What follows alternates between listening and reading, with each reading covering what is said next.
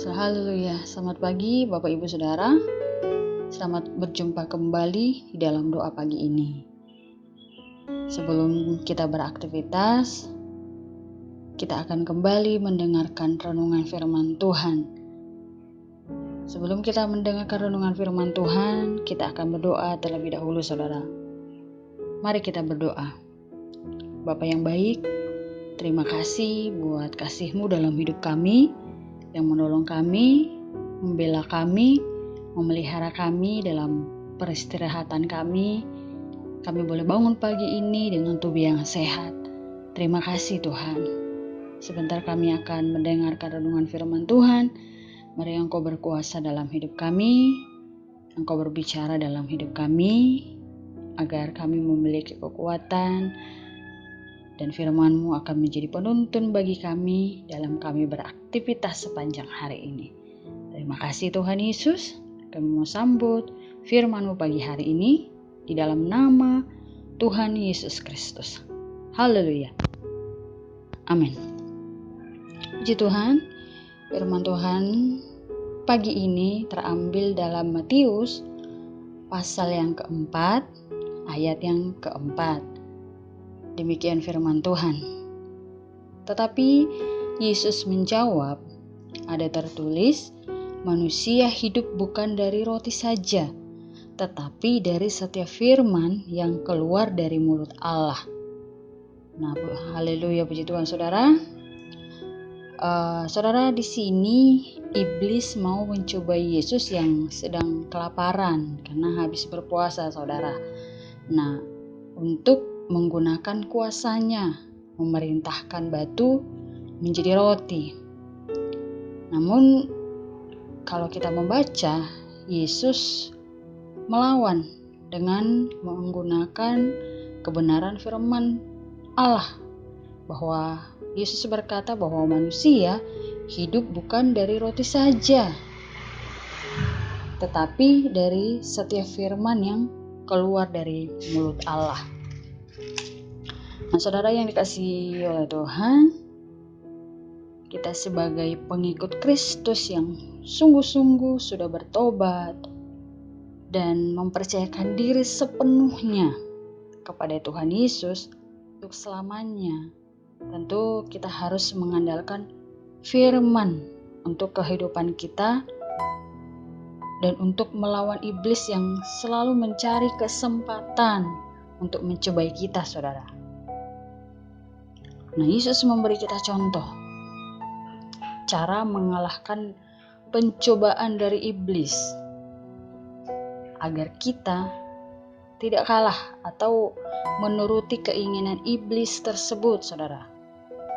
Nah, agar tidak sama seperti Adam dan Hawa yang tidak sungguh-sungguh melakukan firman Allah, sehingga mereka terperdaya pada godaan iblis di Taman Eden. Nah, mereka tidak menggunakan firman Allah untuk melawan pencobaan iblis tersebut. Melainkan kalau kita baca, mereka diskusi dengan iblis. Makanya mereka jatuh ke dalam dosa, karena mereka tidak sungguh-sungguh berpegang teguh pada firman Allah. Nah, karena itu, saudara yang dikasihi oleh Tuhan, kita harus tekun dan sungguh-sungguh mempelajari firman Tuhan dan merenungkannya, sehingga firman yang tertulis itu menjadi rema yang menghidupkan kita dan membuat kita menang, saudara, terhadap segala pencobaan dalam semua bidang kehidupan kita. Nah, seperti ayat yang kita sudah baca, di sana Tuhan Yesus menyatakan bahwa Dia sebagai manusia tidak hidup dari roti saja, tetapi dari setiap firman yang keluar dari mulut Allah.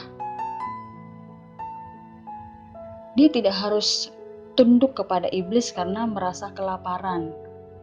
Walaupun mungkin kalau kita pernah berpuasa, kalau sudah berpuasa seharian saja kita rasanya kelaparan, saudara. Apalagi Tuhan Yesus yang berpuasa 40 hari. Nah, tapi Yesus tidak tergoda dengan godaan iblis tersebut. Nah, demikian juga kita tidak boleh mengompromikan iman dan integritas kita karena kebutuhan kita sehari-hari, saudara. Nah, di sini Tuhan Yesus mengajarkan kita untuk melawan keinginan untuk diakui, untuk dipuji, dan keinginan untuk mencari jalan pintas karena terdesak kebutuhan. Karena pada waktu itu Yesus butuh makanan dan minuman. Tapi Tuhan Yesus, walaupun iblis menawarkan tawaran yang bisa dibilang tepat pada waktu itu, tapi karena itu bukan perintah dari Allah Bapanya, tentu Yesus menolak. Nah, kita juga terkadang di saat mengalami kebuntuan, apalagi menyangkut kebutuhan sehari-hari, terkadang ada jalan pintas. Nah, tanpa kita sadari itu dipakai oleh iblis untuk mengecoh iman kita. Apakah kita tetap percaya kepada Tuhan yang berjanji akan memelihara kita? Apakah kita tetap bermain dengan pola pikir kita yang pengen langsung ada jawaban saat itu juga, atau pengen dapat jalan pintas untuk keluar dari masalah yang sedang kita hadapi? Nah, saudara yang dikasihi oleh Tuhan, sebagai anak Tuhan atau orang yang percaya kepada Tuhan, biarlah kiranya kita berserah sepenuhnya kepada Tuhan. Allah Bapa yang memberikan gelar anak Allah kepada Yesus akan menolong kita, memelihara kita. Karena diakui atau tidak oleh setan itu sangat tidak penting bagi Yesus. Tapi oleh anugerah Bapa juga kita memperoleh pemeliharaan sebagai anak-anak Allah. Baik itu kebutuhan kita sehari-hari, saudara. Nah, kita tidak perlu takut. Kita tidak perlu bimbang. Apalagi soal kebutuhan sehari-hari. Kita tidak akan perlu takut bahwa kita akan kelaparan. Karena dalam 1 Timotius 6 ayat 8, di sana Paulus berkata, asal ada makanan dan pakaian cukup. Nah, saudara yang dikasihi oleh Tuhan, untuk mengalahkan pencobaan setan itu tentu sangat tidak mudah, saudara. Nah, coba kita perhatikan situasi yang dihadapi oleh Tuhan Yesus pada saat itu. Tuhan Yesus di padang gurun dan dia kelaparan setelah berpuasa 40 hari. Di sini iblis datang dan menawarkan untuk mengubah batu menjadi roti. Tetapi Yesus, kalau kita baca dengan tegas, menjawab bahwa manusia hidup bukan dari roti saja, tetapi dari setiap firman yang keluar dari mulut Allah. Nah, pertanyaannya, apakah Yesus sanggup mengubah batu menjadi roti? Pasti sanggup, saudara, dan itu merupakan perkara kecil bagi Yesus. Tapi kenapa Yesus tidak melakukannya? Jawabannya karena itu perintah bukan dari Allah Bapanya, tapi itu perintah dari iblis. Makanya Yesus tidak melakukan itu. Nah, saudara, kita tahu bersama di padang gurun tentu tidak ada tempat makan di sana. Gak ada warteg, gak ada warung, gak ada restoran di sana, saudara. Tandus. Tidak ada ladang yang subur, sehingga untuk menanam bahan-bahan makanan pun sangat sulit sekali untuk tumbuh di sana. Tetapi Tuhan sanggup mengirimkan malaikat-malaikatnya untuk memelihara umatnya. Saudara yang dikasihi oleh Tuhan,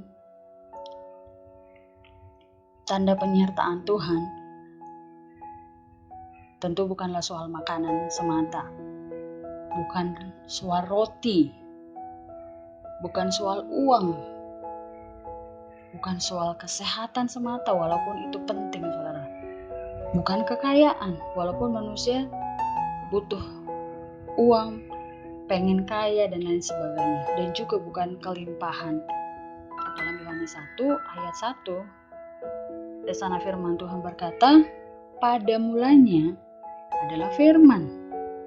Firman itu bersama-sama dengan Allah, dan firman itu adalah Allah.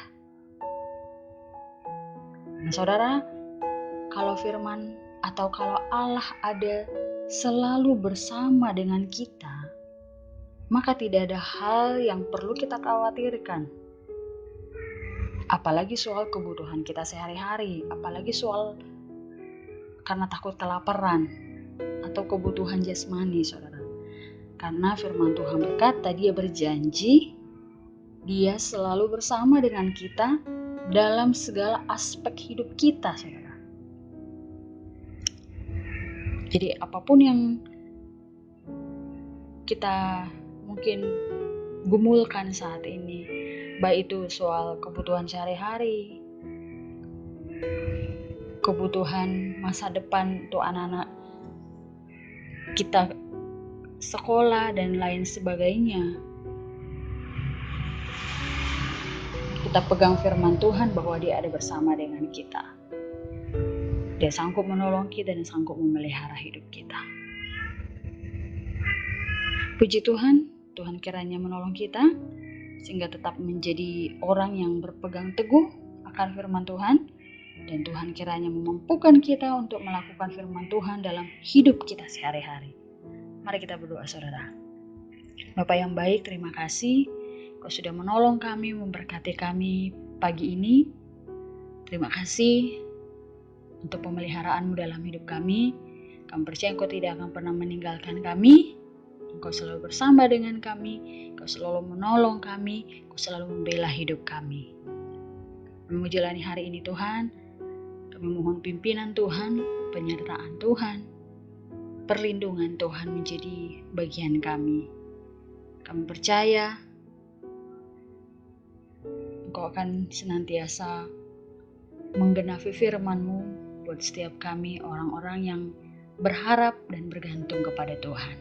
Berkati Tuhan segala pekerjaan umat-umat Tuhan, usahanya, apapun yang dikerjakan oleh umat-umat-Mu, Tuhan kiranya membela supaya semuanya penuh keberkatan yang daripada Allah, sehingga umat-umat-Mu terpelihara di situasi yang sedang terjadi saat ini. Terima kasih Tuhan.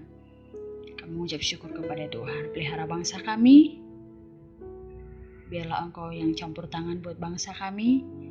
Kami merindukan bangsa kami juga menjadi bangsa yang diberkati oleh Tuhan. Terima kasih Bapa di surga, kami mengucap syukur. Kami serahkan hidup kami, seluruh umat-umat-Mu ke dalam tangan-Mu.